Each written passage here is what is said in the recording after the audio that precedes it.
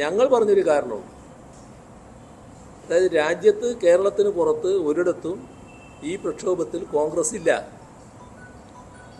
കേരളത്തിൽ മാത്രമേ കോൺഗ്രസ് ഉള്ളൂ. അപ്പോൾ കേരളത്തിലെ കോൺഗ്രസിനോട് കോൺഗ്രസിൻ്റെ കേന്ദ്ര നേതൃത്വം പറയുന്നു, നിങ്ങൾ പിൻവാങ്ങണം. അതല്ലേ ഉണ്ടായത്?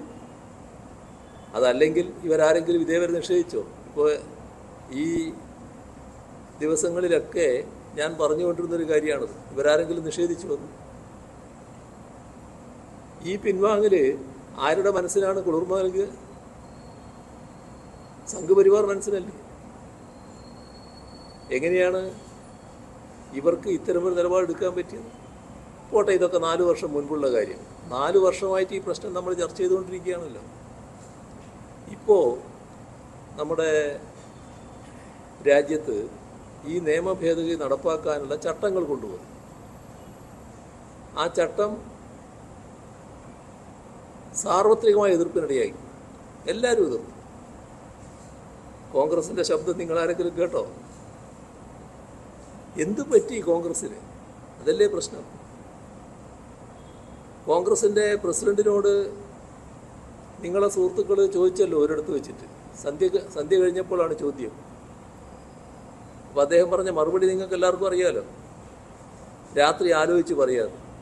ഇതിനെപ്പറ്റി പ്രതികരണം ചോദിച്ചപ്പോഴാണ്. എന്താണ് കോൺഗ്രസിന് നിലപാടില്ലാതെ?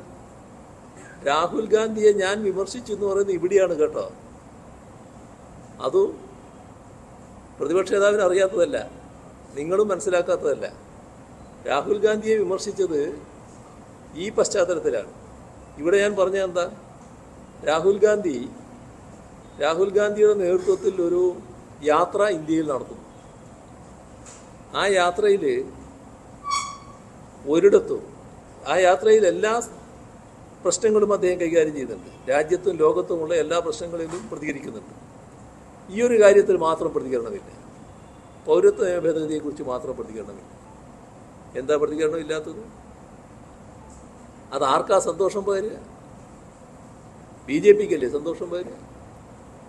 നിങ്ങൾ സംഘപരിവാറിൻ്റെ നിലപാടിനെ വിമർശിച്ചില്ല എന്ന് ഞാനോ ഇടതുപക്ഷ നേതാക്കളോ LDF നേതാക്കളോ ഇവിടെ പറഞ്ഞാൽ അതെങ്ങനെയാണ് BJPക്ക് സന്തോഷം പകരുക?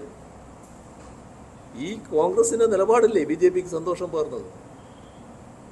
പോട്ടെ, നമ്മുടെ രാജ്യത്ത് രാഷ്ട്രീയ പാർട്ടികൾ പ്രകടന പത്രികകൾ പുറത്തിറക്കുകയാണ്.